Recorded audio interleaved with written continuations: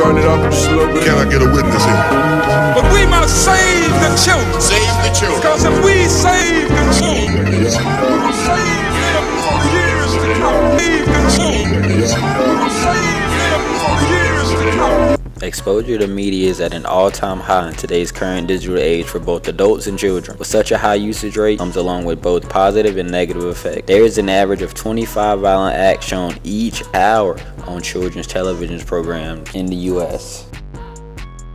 The effects of the digital age have been detrimental to child health. First and foremost, a high amount of exposure to media has an emotional and social impact on children. Many parents may overlook their child's subtle engagement with the TV or video games as a way to keep them occupied.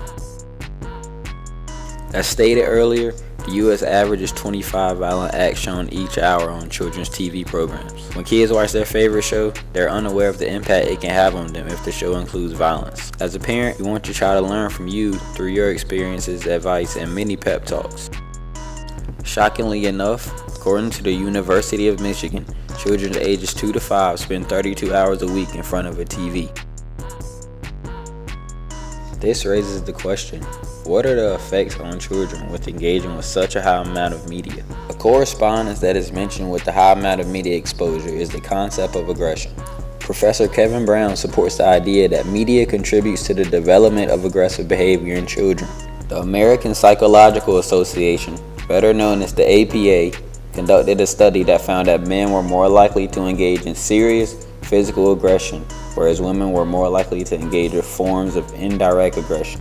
Media technology offers numerous ways for children to access content such as TV, cell phones, and tablets. Most of the time, younger boys engage with media that is more threatening than younger girls. For example, boys may spend their childhood days watching Dragon Ball Z, Teenage Mutant Ninja Turtles, or The Incredible Hulk, just to name a few. Conversely, parents of younger girls may have them engage with shows such as Cinderella, Dora the Explorer, or Moana. As a teenager, I personally feel as if the shows, video games, and movies I watched as a child had an effect on me until I was old enough to distinguish reality from fantasy. Growing up, after watching an episode of Power Rangers, I was always ready to test out my kicks and punches in a friendly fight. Even after watching the widely known movie The Incredible Hulk, it made me feel as if I could lift and crush entire vehicles just like he did. As I grew older, I realized many of these superhero tactics were not attainable.